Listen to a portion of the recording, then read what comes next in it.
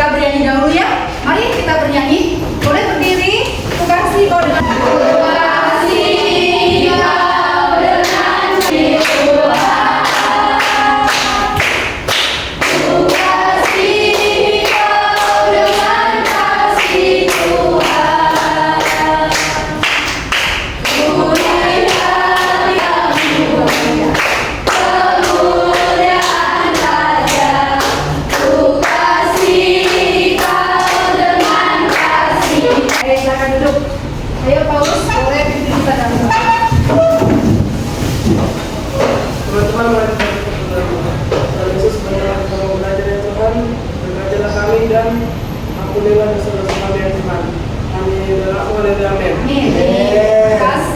buat Paulus yang sudah diperiksa. Siapa yang belajar ini? Riki udah hadir. Sakit ya? Ya, Bu.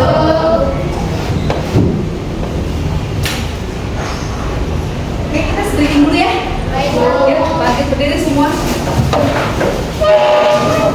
Tepuk tangan Tuhan.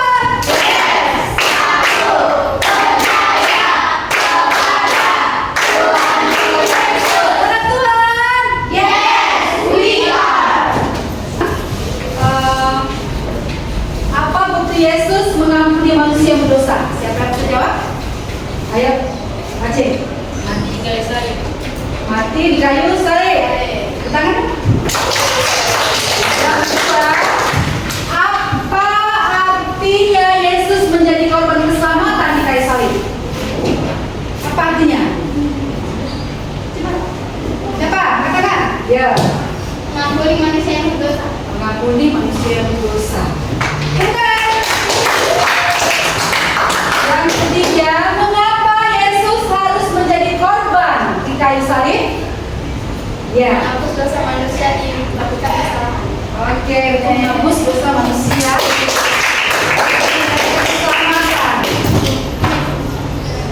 Nah, Ibu, cakupan materi yang akan kita bahas hari ini adalah mengapa Allah mengutus Yesus. Yang kedua, apa yang dapat kita lakukan sebagai ucapan syukur kita kepada Tuhan.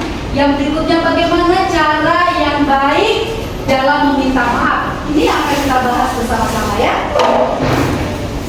Adapun tujuan pembelajaran, yang pertama, diharapkan anak ibu semua selesai dalam pelajaran ini dapat menjelaskan alasan Allah menyelamatkan manusia melalui Kristus. Yang kedua, mampu menuliskan komitmen untuk bersedia memaafkan dan minta maaf ketika melakukan kesalahan terhadap sesama dalam kartu komitmen. Kegiatan kita hari ini adalah diskusi, berupa diskusi dan presentasi. Penilaian yang pertama, penilaian pengetahuan yaitu kognitif, penilaian sikap, afektif, dan keterampilan psikomotorik.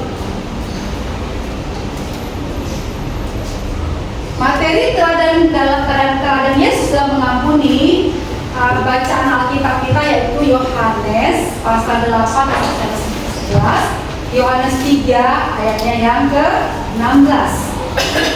Oke, kita akan interaksi dan pengamatan pada gambar. Coba lihat Alkitabnya, buka Alkitabnya Yohanes 3 ayat 16. Kita akan baca sama-sama. Anda lihat sudah hafal? Sudah hafal? Yuk kita sebutkan, ini harusnya sudah hafal ya. Jadi kita hafalkan yuk. Kita sebutkan Yohanes 3 ayat 16. 1, 3 ya. Karena berdosa kasihanlah dunia ini, sehingga Ia telah mengampuni anaknya yang tunggal, supaya setiap orang yang percaya padanya tidak binasa, melainkan beroleh hidup yang kekal.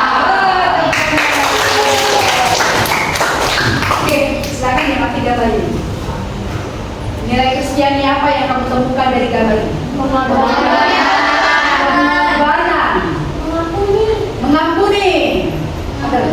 Pengampunan. Yang pengorbanan. Mengampuni. Ya. Oke. Kita akan bicara kelompok. Ibu akan bagikan bahan diskusi.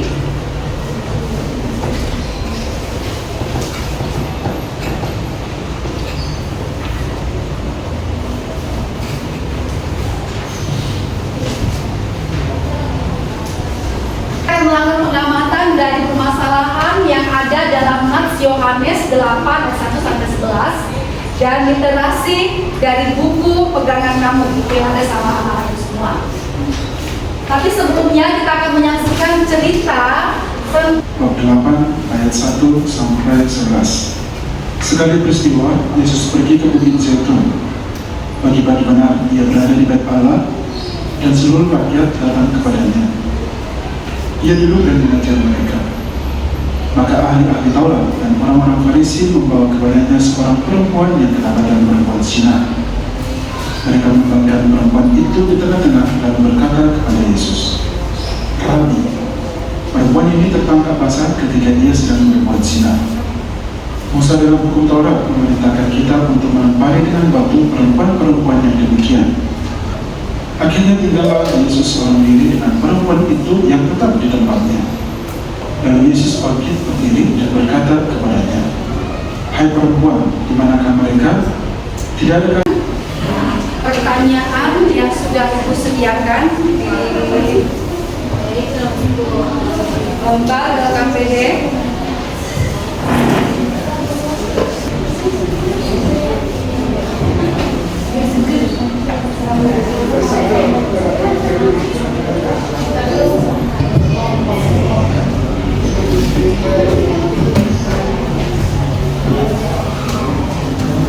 Dari diskusi di kelompok kamu masing-masing, perwakilan setiap kelompok boleh maju ke depan untuk mempresentasikannya.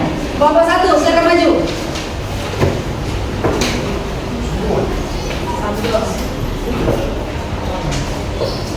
Apa situasi yang terjadi pada saat Yesus bertemu dengan perempuan yang dituduh berzina? Saat Yesus bertemu dengan perempuan yang dituduh berzina, peristiwa ini terjadi di Yerusalem ketika Yesus sedang mengajar di bait Allah. Oke, tangan. Kelompok 2, pertanyaan kedua. Maju. Renata. Shalom semuanya. Shalom.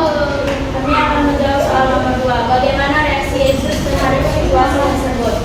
Ketika para penuduh menanyakan pendapat Yesus, ia tidak langsung menjawab. Sebagainya gantinya, dia membuku dan mulai menulis di tanah. Oke, tepuk tangan. Pertanyaan berikutnya, kelompok berikutnya. Berdiri. Shalom semuanya.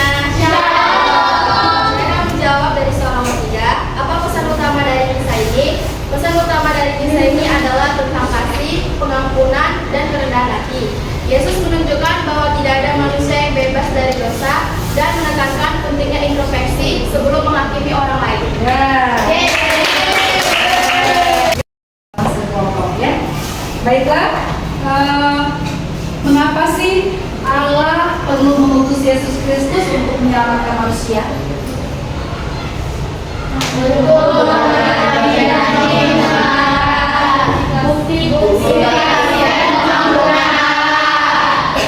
Jadi untuk menggenapi janji keselamatan, Allah berjanji untuk menyelamatkan manusia dan dunia ini.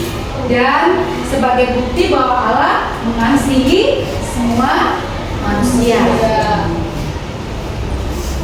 Pertanyaan berikutnya, apa yang dapat kamu lakukan untuk menunjukkan rasa syukur atas keselamatan yang telah diberikan Tuhan kepada kalian? Belajar dengan rajin. Belajar dengan rajin merupakan bukti rasa syukur kita kepada Tuhan. Jadi sebagai peserta didik, tugas kamu belajar dengan baik, lakukanlah dengan baik. Yang berikutnya, apa itu? Bukti mengasihi Yesus itu adalah mengutamakan Yesus yang lain. Apapun itu, kita harus mengutamakan Kristus, ya. Yang berikutnya, rajin berdoa. Apa sih berdoa itu? Berdoa Tuhan. Kasihkan Tuhan, bercakap-cakap dengan Tuhan. Jadi bercakap-cakaplah dengan Tuhan, ada hubungan dengan Tuhan. Jadi bukti kita mengucap syukur kepada Tuhan itu ya ini, kita memiliki hubungan dengan Tuhan melalui doa. Yang berikutnya, beribadah. Kita sudah selamatkan, kita harus bayar dengan ibadah kepada Tuhan. terakhir, Mengasihi orang dan firman-Nya. setiap orang percaya yang mengasihi Tuhan pasti dia akan melakukan firman-Nya. Melakukan firman Tuhan berarti kita mengasihi Tuhan. Ya, kita harus mengasihi Tuhan. Ya. Pertanyaan berikutnya, bagaimana cara yang baik untuk meminta maaf kepada seseorang yang telah kamu sakiti?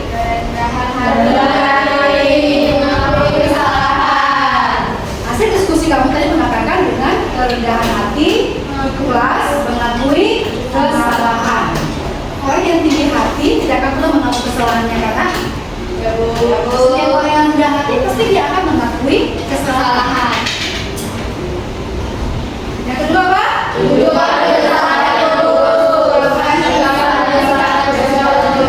Dengan tulus menunjukkan bahwa kita mengampuni orang tersebut dan dengan tulus kita meminta ampun kepada orang yang kita sakiti hatinya.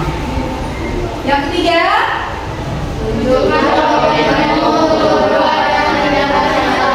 tunjukkan komitmennya ya dengan tindakan yang nyata sehingga orang yang kita sakiti itu, orang yang kita buat dia terluka itu, dia menjadi kembali percaya kepada kita. Ada lagi tindakan. Oke, sekarang silakan tuliskan komitmen. Coba kembalikan kartu komitmen untuk kalian. Silakan tuliskan di kartu ini komitmen kamu dalam mengampuni dan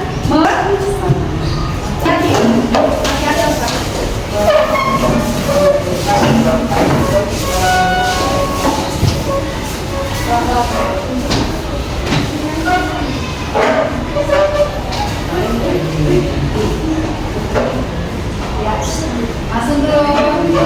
Yang sudah kembali ke tempat duduknya. Ya. Kamu di dalam mengampuni. Kita akan lihat ya. Apa sih yang kamu tulis dalam komitmen kamu? Ya. Robert. Saya akan berdoa untuk kekuatan dalam memaafkan dan meminta maaf. Wah. Gracia.